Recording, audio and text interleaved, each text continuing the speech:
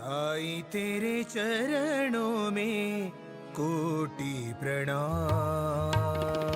साई तेरे चरणों में कोटि प्रणाम। साई तेरे चरणों में कोटि प्रणाम।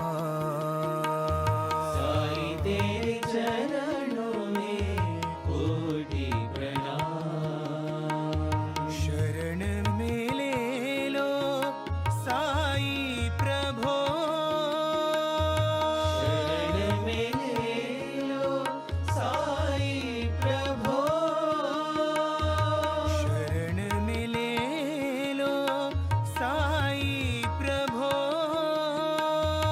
शरण में ले लो साई प्रभो। नमस्कार मेरे प्रिय आत्मन और पूरे विश्व के साई के निश्चिंत भक्तों, मैं आपको प्रणाम करता हूँ।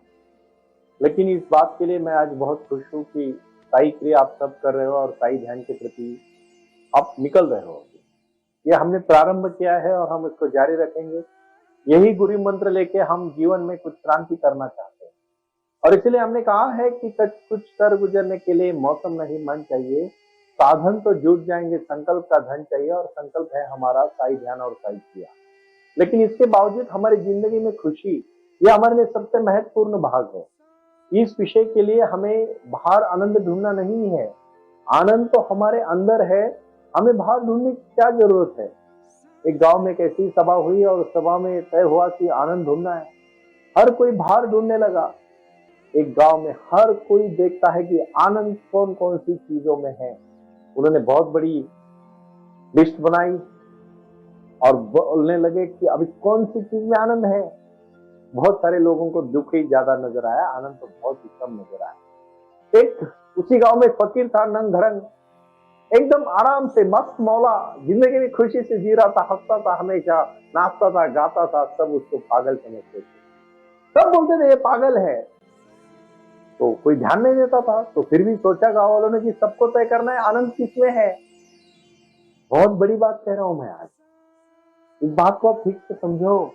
इस बात को अगर आप अपने मन में समझ लोगे, विश्वास देता हूं मैं आप सबको, जिंदगी में आप कोई भी कार्य करोगे उसमें हमेशा खुश रहोगे। आपको चिंता नहीं होगी, ना किसी चीज का आपको दुख होगा, ना कोई भी के लिए आपको समस्या को फेस करना पड़ेगा, सामना करना पड़ेगा। फिर वो नंग धड़ंग जो फकीर होता है उसके पास वो चला जाता है और कहते हैं, भाई मुझे बता आनंद कहाँ है। वो हंस के कहता है, आनंद तुम बाहर ढूंढते हो तो कभी मिलेगा नहीं, और जो अंदर है उसको ढूंढने की जरूरत क्या है। जो आनंद बाहर ढूंढते हो वो कभी मिलेगा नहीं, और जो तुम्हारे खुद के अंदर है उसको ढूंढने की जरूरत नहीं। हम आनंद, उत्साह, प्रेम, प्यार, समर्पण, त्याग, आनंद, खुशी सब हमारे अंदर है। अब जितना बाहर ढूंढने को कोशिश करोगे उतना दुख ही पाओगे, और जितना अंदर जाने की कोशिश करोगे उतनी खुशी पाओगे। मैं छोटी सी कहानी से शुरुआत करूं और उसके बाद मैं आज साई क्रिया को प्रारंभ करता हूं, तो आपको मेरे साथ करना है। मैं बहुत विश्वास के साथ कह रहा हूं, एक कहानी आप ठीक से समझ लीजिएगा। एक बहुत बड़ा जादूगर एक गांव में आता है और वो कहता है कि मैं इस आपके गांव के कुएं में एक कुछ मंत्र डाल रहा हूं, जो भी इस कुएं का पानी पिएगा वो पागल हो जाएगा। तो गांव में, पूरे उस शहर में राज्य में दो ही कुएं होते हैं, एक गांव वालों के लिए और एक महल में राजा के लिए। दो ही कुएं होते। महल में तो जा नहीं सकता क्योंकि वहां सब पहरेदार होते हैं, सैनिक होते हैं। और ये जादूगर जब उस गांव में उस कुएं में जाके कहता है कि मैंने मंत्र डाला है, जो इसका पानी पिएगा वो पागल हो जाएगा। लोगों ने सोचा पानी पीना, पागल हो जाएंगे, पानी शाम तक रुके, रात तक रुके, दूसरे दिन सुबह हो गई, लोग कहेंगे मरेंगे तो चलेंगे लेकिन पानी पिएंगे। क्योंकि आपको पता है लोग जब तक वो जान पे आती है तो लोग कहेंगे मरेंगे, पागल होके मरेंगे, लेकिन पानी पी के मरेंगे, बिना पानी के नहीं मरेंगे। एक ने पिया, दूसरे ने पिया, तीसरे ने पिया, पूरे गांव ने पानी पी लिया। अभी सब गांव बोलने लगा, यहाँ के तो हम तो सब ठीक है, लेकिन राजमहल में राजा, रानी और उसका वजीर तीनों पागल है। क्योंकि सब पागल इकट्ठे हो गए और उन्होंने, जिन्होंने, राजा को तो खुश हो थी पहले, राजा को तो अच्छा लगा था कि अभी हम तीनों ही शाने रहेंगे, होशियार रहेंगे, समझदार रहेंगे, और पूरा गांव पागल हो गया है। वो खुश थे। लेकिन गांव वालों ने सभा ली और कहा हमने तो बाहर के कुएं का पानी पिया, हम ठीक है, जिन्होंने नहीं पिया वो पागल है। और फिर चलो अभी उनको जाके मिलते हैं और उनको पकड़ के राजगद्दी में बैठने का उनको कोई अधिकार नहीं है, क्योंकि पागल इंसान कोई राजा नहीं हो सकता। राजा को ये खबर मिली। राजा ने वजीर से पूछा आप क्या करें? वजीर ने बोला महाराज एक ही अभी संधि है, एक ही चांस है, एक ही आपको यहाँ कुछ करने के लिए एक समय है, पिछले दरवाजे से जाते और उस कुएं का पानी पीते, ताकि हम सब तो उसी में ही हो जाएंगे और हम पागल नहीं होंगे। राजा भी वही करता है, क्योंकि जान प्यारी होती है हर एक को। जीवन में हम क्या कर रहे हैं? हम वही चीजों के पीछे भाग रहे हैं जो पागल है ऑलरेडी। जो काम है, क्रोध है, मद है, मत्सर है, लोभ है, अहंकार है, इन शरीर विकारों के पीछे दिन रात भाग रहे हैं और बोल रहे कि हम उन्हीं को पागल समझ रहे हैं कि जो इस चीजों से दूर भाग रहे हैं। भाई और बहनों, हमें अपने अंदर जाना है। शिरडी के साईं बाबा ने सभी भक्तों को आशीर्वाद दिया है और सभी भक्तों को यही कहा है कि आप अपने जीवन में, खुद के जीवन में क्रांति करो, ना कि सोचते बैठो। क्रिया करोगे, ऑटोमेटिकली आप जीवन में क्रांति करोगे। और क्रिया का प्रारंभ अभी मैंने शुरू किया है। इस बात को आप ठीक से गौर करें और समझें। मैं चाह रहा हूं कि बुक्स भी आप ज्यादा से ज्यादा खरीद ले। बहुत सारे लोगों की, अभी मैं आपने कहा मैंने कि saivanittrust.org ई-कॉमर्स को आप डाउनलोड करें और देखें। उसमें अगर कुछ समस्या आती तो वहां संपर्क नंबर भी है, वहां भी आप कांटेक्ट कर सकते हो, पूछ सकते हो आपको क्या समस्या है, और उस समस्या को हल करने का काम हम सब करेंगे। लेकिन याद रखना, ये क्रांति है, अभी ये जीवन की क्रांति है, ये बहुत बड़ा लक्ष्य है। साई वाणी को आपको जीवन में बदलाव लाने के लिए और बाबा के आशीर्वाद पाने के लिए साई वाणी सुननी है, साई क्रिया करनी है और साई ध्यान से जुड़ के जीवन में बदलाव लाना है। कुछ कर गुजरने के लिए मौसम नहीं मन चाहिए। साधन तो भाई और बहनों जुट जाएंगे, लेकिन साई क्रिया का संकल्प चाहिए और वो संकल्प हमें आज शुरू करना है। आओ मेरे साथ बैठो और शांति से प्राणायाम को प्रारंभ करो। लेकिन प्राणायाम से पहले साई क्रिया और साई ध्यान, इस बातों को आप खुद से समझो। कुछ नहीं, शांति से बैठना है बस। आज का ध्यान इतना ही है। शांत हो जाओ और आनंद अपने अंदर देखो। कौन कौन सी चीजों से आपको आनंद मिलता है, बस इसको महसूस करो। आंख बंद करो और शांति से मेडिटेशन के साथ जुड़ जाओ। भगवान कृष्ण हमेशा अपने भक्तों को कहते हैं कि जब जब संघर्ष होगा, जब जब इस प्रलय में, धरती पर कोई प्रलय होगा और बुरा राज्य आएगा, तो उसको मिटाने के लिए मैं आऊंगा। अपने जीवन में जो जो बुरी चीजें हो रही है उसको खत्म करने के लिए साईं बाबा आपको शक्ति देते हैं, साई क्रिया के माध्यम से। और यही क्रिया आपको अभी शुरू करनी है मेरे साथ। गहरी सांस ले लो, पूरी तरह से सांस भरो। फेफड़े पूरी तरह से सांस से भरने चाहिए और पूरी तरह से उस हवा को बाहर छोड़ो। इतनी बाहर छोड़ो कि एक बूंद भी हवा शरीर के अंदर नहीं रहनी चाहिए। इतने जोर से बाहर फेंको और उसके साथ पूरी नेगेटिव शक्ति बाहर फेंक दो। ये बहुत बड़ी क्रांति है, जीवन बदलने के लिए और जीवन को पाने के लिए दी हुई शक्ति है। इसी शक्ति को आत्मसात करते हुए जीवन में बदलाव लाना है, जीवन में क्रांति लानी है। और यही क्रांति है जीवन में कुछ करने के लिए, कुछ पाने के लिए, अपना जीवन की शक्ति को बढ़ाने के लिए। अभी सांस पे केंद्रित किया हुआ ध्यान ऊपर की तरफ उठाओ।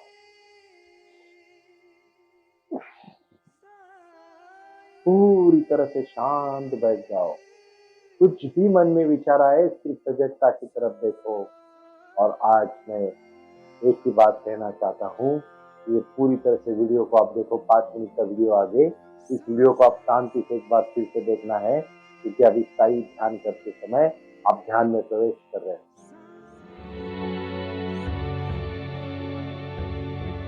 ये वो अवस्था है जब हम पर विश्व शक्ति की बौछार होने लगती है। हम जितना ज्यादा ध्यान करेंगे, उतनी ही ज्यादा विश्व शक्ति हमें प्राप्त होगी।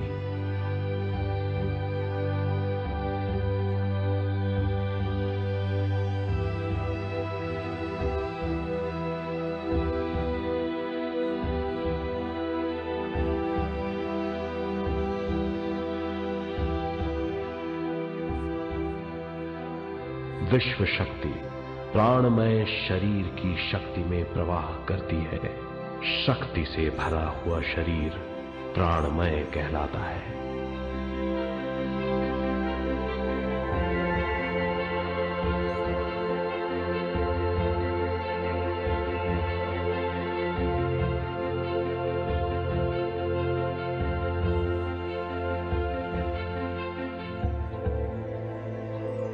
प्राणमय शरीर में 72,000 से ज्यादा रंग रहित नाड़ियां या शक्ति की नलियां होती हैं जो पूरे शरीर में फैली हुई हैं। शक्ति नलियां सिर के भाग से शुरू होती हैं। ये भाग ब्रह्मरंध्र कहलाता है।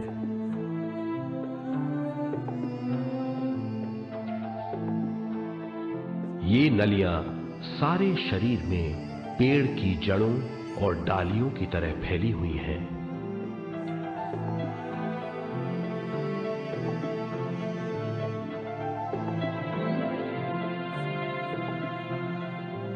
प्राणमय शरीर हमारे शरीर का विशेष आधार है। प्राणमय शरीर हमारे कार्य, यहां तक कि हमारे अस्तित्व का स्रोत है। प्राणमय शरीर को गहरी नींद में या फिर ध्यान में विश्व शक्ति मिलती है। हम इस शक्ति का उपयोग अपनी सारी मानसिक और शारीरिक क्रियाओं में, जैसे देखना, बोलना, सुनना, सोचना और शारीरिक कार्यों में करते हैं। इन्हीं सारे कर्मों का आधार विश्व शक्ति है।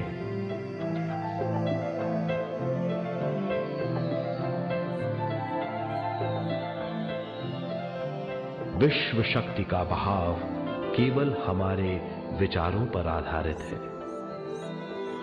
जब हम सोचने लगते हैं तो विश्व शक्ति का बहाव रुक जाता है। मतलब यह है, हमारा सोचना विश्व शक्ति का बांध है। जब विश्व शक्ति का बहाव कम हो जाता है तो शक्ति नलियों में कम शक्ति पहुंचती है। ये कमी हमारे शरीर की शक्ति में रंग रहित सूक्ष्म धब्बे डाल देती है। ये धब्बे धीरे धीरे हमारी शरीर में बीमारी पैदा करते हैं। मतलब ये है कि हमारे प्राणमय शरीर में शक्ति की कमी सारी बीमारियों की जड़ है।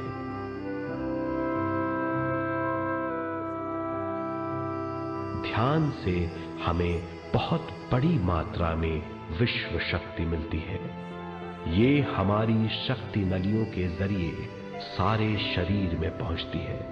जब विश्व शक्ति बहुत बड़ी मात्रा में शक्ति नलियों में बहने लगती है तो रंग रहित सूक्ष्म धब्बे मिट जाते हैं, और जब ये धब्बे साफ हो जाते हैं तो हम सारी बीमारियों से मुक्त हो जाते हैं।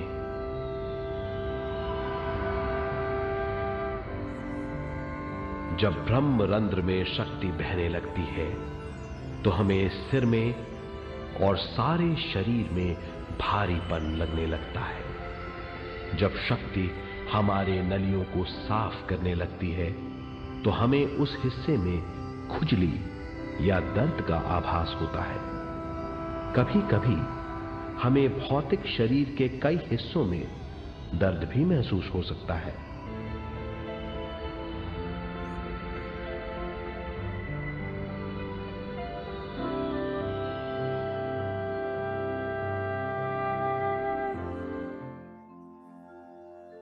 साई वाणी के सब शिक्षक आपको पूरी तरह से ये टेक्निक सिखाएंगे। आपको शिविरों में भी आना है। हर दिन शिविरों का शेड्यूल बन जाएगा और इस क्रांति के लिए अभी आपको जुड़ना है, लेकिन इस क्रांति से पहले आपको अभी शिविरों के साथ जुड़ के एक नया बदलाव लाना है।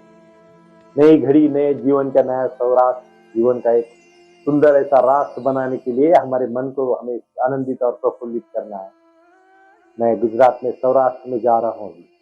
वहां के मेरे मित्र नीरज बारोट जी मुझे पूछ रहे थे, सुनील जी हम गुजरात के लोग बहुत साई के भक्त हैं, निरज जी, मैं इतना ही कहना चाहता हूँ, पूरे विश्व से सब साई के भक्त है, मैं हर जगह पे आऊंगा।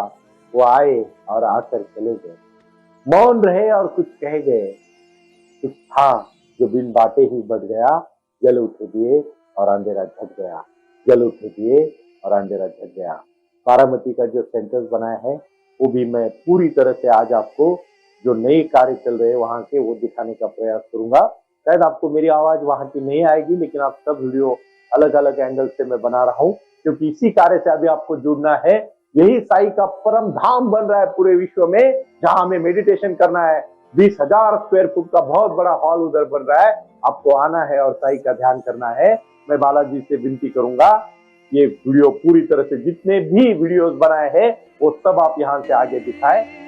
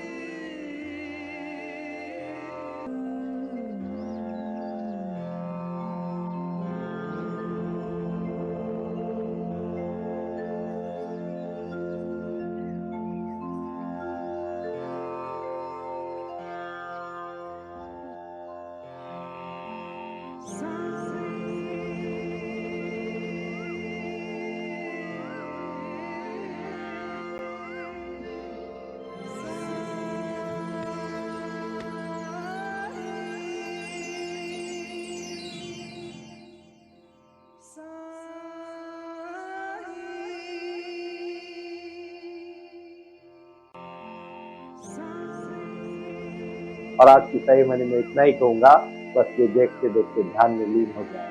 प्रणाम।